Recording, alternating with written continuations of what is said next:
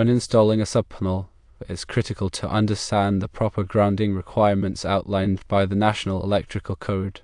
Specifically, regarding the size of the grounding wire, the general rule is that it must be the same size as the feeder conductors. In the situation where you are installing a 100 amp subpanel in the garage approximately 100 feet away and using number 2 aluminum wire for the feeder conductors, you are required to use the same size ground wire. This means you must also use number 2 aluminum for the ground wire. The purpose of the grounding wire, also known as the equipment grounding conductor, is to provide a low impedance path for fault current to return to the source. This is essential for the proper operation of overcurrent protection devices such as circuit breakers or fuses. When a fault occurs, such as a short circuit, the fault current will flow through the grounding wire back to the source, causing the overcurrent protection device to trip and interrupt the circuit. Using a ground wire that is smaller than the feeder conductors can compromise the effectiveness of the grounding system and increase the risk of electrical shock or fire.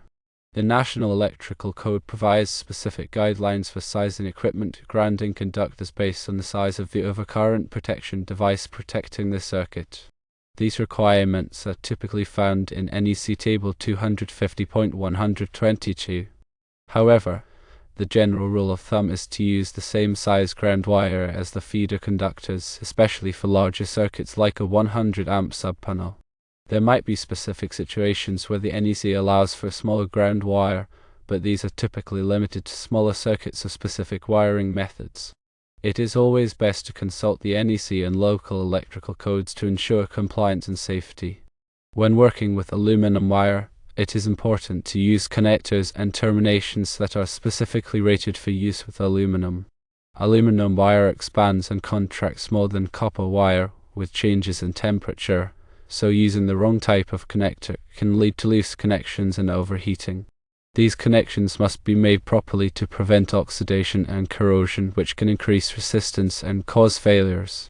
Special antioxidant compounds are often used to prevent these issues with the connections.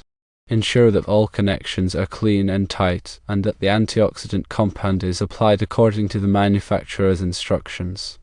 Proper grounding is essential for electrical safety, and it is important to understand and follow the requirements of the National Electrical Code. When in doubt, it is always best to consult with a qualified electrician to ensure that your electrical work is safe and code compliant. In addition to sizing the ground wire correctly, it is also important to properly install the grounding system. This includes ensuring that all grounding connections are tight and secure, and that the grounding electrode system is properly installed. The grounding electrode system typically consists of a ground rod, a ground plate, or a metal water pipe that is buried in the earth. The grounding electrode system provides a connection to the earth, which helps to stabilize the voltage of the electrical system and provide a path for fault current to dissipate. When installing a subpanel, it is also important to properly bond the metal enclosure of the subpanel to the grounding system. This is typically done by connecting a bonding jumper from the ground bar in the subpanel to the metal enclosure. Bonding helps to ensure that the metal enclosure is at the same potential as the grounding system, which reduces the risk of electrical shock. Always use appropriate tools and safety equipment when working with electricity, and never work on live circuits. If you are not comfortable working with electricity, it is best to hire a qualified electrician to do the work for you. Here are some additional points to consider when installing a subpanel and grounding system. Firstly, always disconnect the power to the main panel before working on any electrical wiring. Secondly, use properly sized and rated overcurrent protection devices, such as circuit breakers or fuses, to protect the subpanel and the circuits it feeds. Thirdly, install the subpanel in a dry and accessible location. Fourthly, label all circuits in the subpanel clearly and accurately. Fifthly, inspect the wiring and connections regularly to ensure that they are in good condition. Sixthly, if you are unsure about any aspect of the installation, consult with a qualified electrician. Remember that electricity can be dangerous, and it is important to take all necessary precautions to protect yourself and others from electrical shock or fire. By following the requirements of the National Electrical Code and using good electrical practices, you can ensure that your subpanel and grounding system are safe and reliable.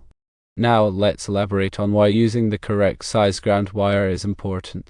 It's not just about meeting code requirements, it's about ensuring safety and the proper functioning of your electrical system. A ground wire that is too small can impede the flow of fault current. In the event of a short circuit, the rapid and unimpeded flow of current through the ground wire is what triggers the circuit breaker to trip or the fuse to blow, cutting off the power to the circuit and preventing a potential fire or electrical shock. If the ground wire is undersized, it can't handle the fault current effectively.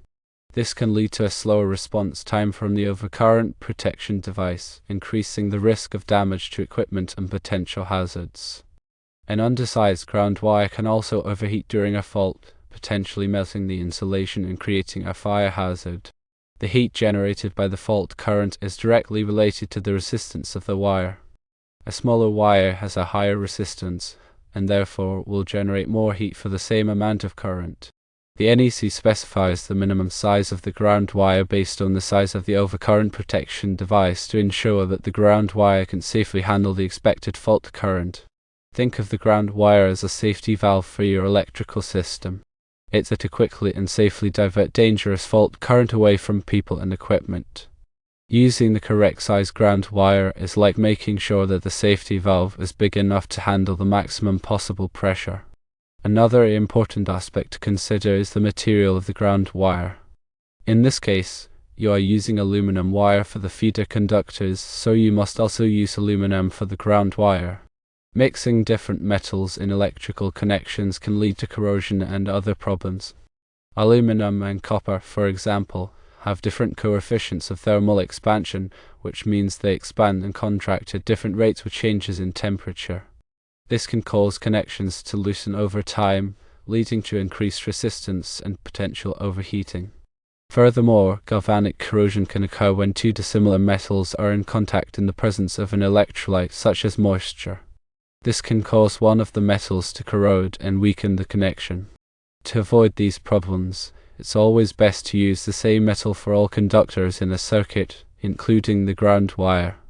If you must use different metals, be sure to use connectors and terminations that are specifically designed for use with dissimilar metals and follow the manufacturer's instructions carefully. Now let's talk about the importance of proper grounding electrode system. As mentioned earlier, the grounding electrode system provides a connection to the earth, which helps to stabilize the voltage of the electrical system and provide a path for fault current to dissipate. The grounding electrode system typically consists of a ground rod, a ground plate, or a metal water pipe that is buried in the earth. The NEC specifies the requirements for the grounding electrode system in Article 250. These requirements include the type of grounding electrode, the size of the grounding electrode conductor, and the location of the grounding electrode. In many cases, a ground rod is the most practical and cost-effective option for a grounding electrode. A ground rod is typically made of copper or copper-clad steel and is driven into the earth to a depth of at least 8 feet. The ground rod must be located as close as possible to the electrical service and must be protected from physical damage. The grounding electrode conductor connects the grounding electrode to the grounding system in the electrical panel. The size of the grounding electrode conductor is determined by the size of the service entrance conductors, as specified in NEC Table 250.66. It is important to ensure that the grounding electrode conductor is properly sized and installed to provide a low impedance path for fault current to flow to the earth. A properly installed grounding electrode system helps to protect people and equipment from electrical shock and fire. It also helps to reduce electrical noise and improve the performance of sensitive electronic equipment. One more note, when installing a subpanel in a detached garage, as in your case, it's important to consider the requirements for a separate grounding electrode system at the garage. The NEC generally requires a grounding electrode system at each building or structure that is supplied by a feeder or branch circuit.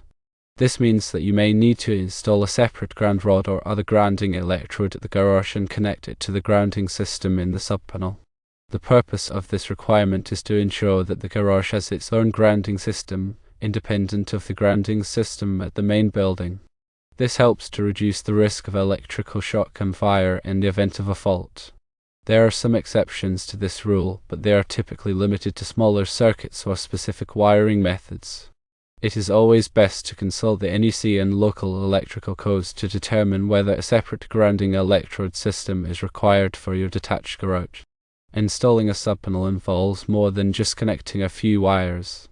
It requires careful planning, a thorough understanding of the NEC, and the use of proper tools and techniques.